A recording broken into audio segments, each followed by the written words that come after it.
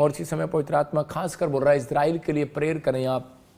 जब आप इजराइल के लिए प्रेयर करेंगे परमेश्वर ब्लेसिंग को खोलेगा। 2027 और 37 के बीच में आप 2 बाइबल के गवाह देखेंगे मूसा की तरह।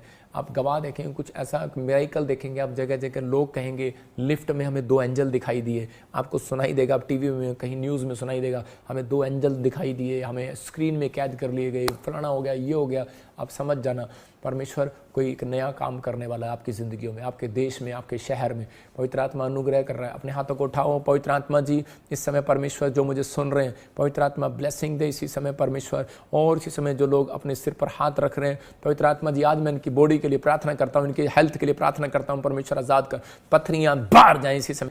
हम एक स्पेशल प्रेयर करेंगे, आप इस प्रेयर में शामिल हो सकते हैं। जिनके पास कॉइन है वो अपने कॉइन उठा सकते हैं। इस समय मैं कुछ भविष्यवाणियाँ कर रहा हूँ और आप उसको ध्यान से सुनेंगे। मैं इसी समय प्रार्थना कर रहा हूँ। अबलबा शबलबा बलबा शबलबा बलबा शबलबा। मैंने देखा भी प्रार्थना में कि अरब कंट्री में कि में आप सुनेंगे कोई लेडी नेता को बना दिया गया, कोई अरब कंट्री से कोई लेडी नेता, और वो बड़ी स्ट्रॉन्ग नेता होगी। मतलब कोई पीएम, कोई किसी देश की कोई सीएम, उसको पूरे लोग उसकी बात को मानेंगे। कोई लेडी नेता आगे आने वाली है। मैं देख रहा हूँ डंक मारने वाली एलर्जी आने वाली है।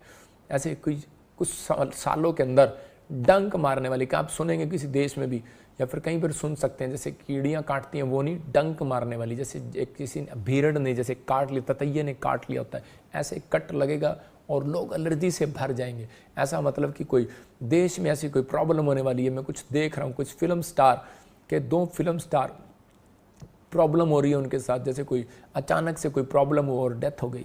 मैं ऐसे आत्मा में देख रहा हूँ कोई बीमारी होगी उनको और वो प्रॉब्लम आ गई उनको। पवित्र आत्मा से मैं तो प्रार्थना करता हूँ कि परमेश्वर यही बताना चाहता है कि ये भला काम है कि आप उन लोगों को बताओ, उस देश में बताओ जहाँ समस्या है, जहाँ कोई प्रॉब्लम, बीमार है, उसको बताओ। ये सबसे बड़ा भलाई का काम है कि आप यीशु मसीह के बारे में बताएं, परमेश्वर उनकी ज़िंदगियों में काम करे। अबलबा शबलबा बलबा शबलबा। मैं देख रहा हूँ कि रूस फिर हलचल कर रहा है, चाइना फिर हलचल कर रहा है। इसका मतलब कुछ झगड़े करने की कोशिश कर रहा है।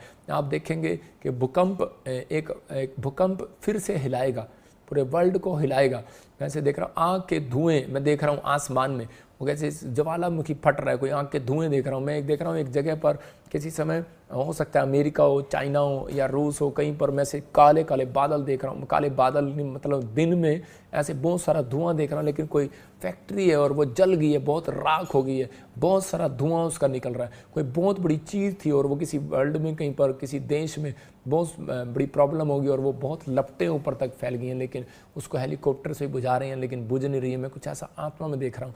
और इसी समय परमेश्वर तो दया कर पवित्र आत्मा जी, हर एक देश के ऊपर, हर एक शहर के ऊपर पवित्र आत्मा ब्लेसिंग। मैंने कहा था, काफ़ी समय से बोल रहा हूँ कि अभी फूड महंगे हो जाए, आपके चावल बड़े महंगे हो जाएंगे, राइस महंगा हो जाएगा, आपको जगह जगह आपको फूड की प्रॉब्लम। पहले साल मैंने अभी 1 जनवरी को भविष्यवाणी किया था, 31 दिसंबर को भविष्यवाणी किया 2022 को, कि आपको जगह जगह ऐसा कुछ पता लगेगा। पवित्र आत्मा इसी समय परमेश्वर दया कर सबके ऊपर जो इस समय मुझे सुन रहे हैं, और इन्हें आशीष दे यीशु मसीह के नाम से। ये वचन के द्वारा और एक प्राकृतिक आपदाओं के द्वारा और सांसारिक रीतियों के द्वारा और हमारे ही द्वारा, वो कानून हो या पार्लियामेंट हो या कानून व्यवस्था हो या किसी भी ओहदे पे हो या देश की हर एक प्रकृति क्यों ना हो, वह हर एक बात हमें सिखा रही है।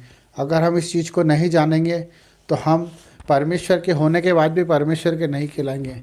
ये हमारी कमियां हैं कि आज हम ईश्वर को जानते कब है, जब हमारी नीड होती है, जब हमारी आवश्यकताओं की हमें बहुत ज़्यादा ज़रूरत होती है, तो हम परमेश्वर के वचन के पास जाते हैं, उसकी आराधना करते हैं, उसकी स्तुति करते हैं।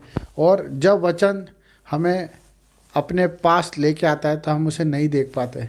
इसी तरह वचन देखो, आप कहीं संकेत आपको इस तरह के मिलेंगे, कहीं तूफान आ रहा है, कहीं बाढ़ आ रही है, कहीं जलजला आ रहा है, कहीं भूकंप आ रहे हैं।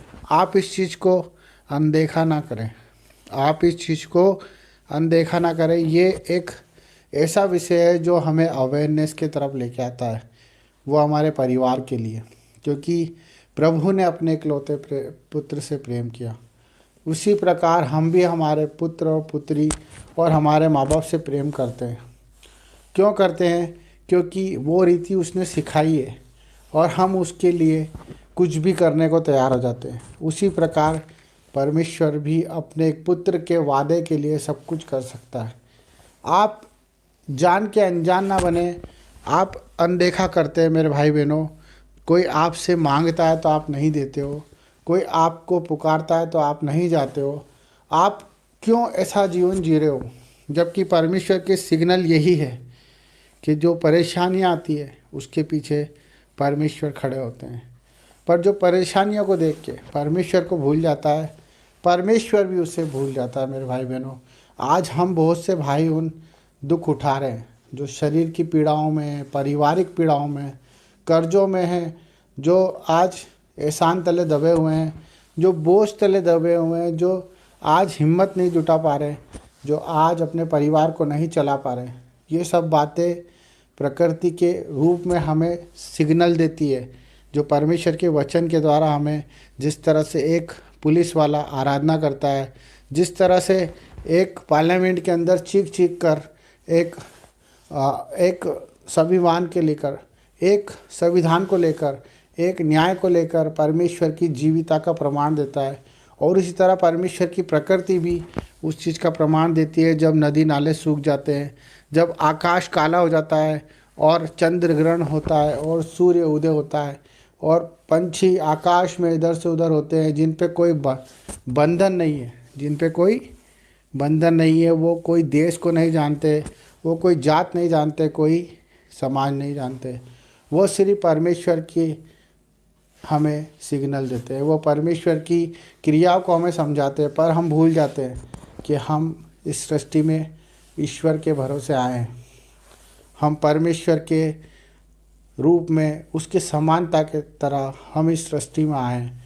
हम जिस दिन अपनी फ़िक्र करना छोड़ देंगे, जिस दिन हम दूसरों की फ़िक्र करना शुरू कर देंगे, उस दिन आपको परमेश्वर की हर एक बात सुनाई भी देगी और दिखाई भी देगी। हमें अपने दर्दों को, अपने दुखों को आज अपने जीवन से निकाल के फेंकना है। हमें उनका महत्व ख़त्म करना है। जो हमें लगता है कि हमारे बिना नहीं हो सकता, वो चीज़ों को हमें छोड़ना है। मेरे भाई बहनों, हमें हर एक जिम्मेदारी को प्रभु को सौंपना है। हमें हर एक बात को प्रभु के हाथों में सौंपना है। चाहे वो कितनी भी बड़ी बीमारी क्यों ना हो, हमें परमेश्वर के हाथ में ही सौंपना है। चाहे वो कितना ही बड़ा संघर्ष क्यों ना हो, क्योंकि जब आयुब को आप देखते हो बाइबल में कि वो परमेश्वर को कहता था कि अगर परमेश्वर चाहे तो मुझे मार भी दे तो मैं उस पर भरोसा करना नहीं छोड़ूंगा। हमारा भरोसा परमेश्वर पर होना चाहिए, क्योंकि न्याय का दिन निकट है। आपके न्याय का दिन निकट है, क्योंकि आपने जो करा है उसे आपको प्रभु के सामने रखना पड़ेगा। इसलिए मन फिराओ, पश्चाताप करो, प्रभु के करीब आओ, दुआएं करो, प्रार्थना करो। इसी से बचोगे, हर एक परेशानी से, हर एक तकलीफ़ से, कर्जों से, बीमारियों से। जब आप मन फिराओगे और अपनी गंदी आत्मा को छोड़कर परमेश्वर की पवित्र आत्मा को स्वीकार कर लोगे, यही सच्चा परमेश्वर हमसे चाहता है कि आप आपकी फ़िक्र छोड़ दें और परमेश्वर की प्रार्थना दुआ में लग जाएं और उसके कामों को करें, उसके कामों को ढूंढें, उसके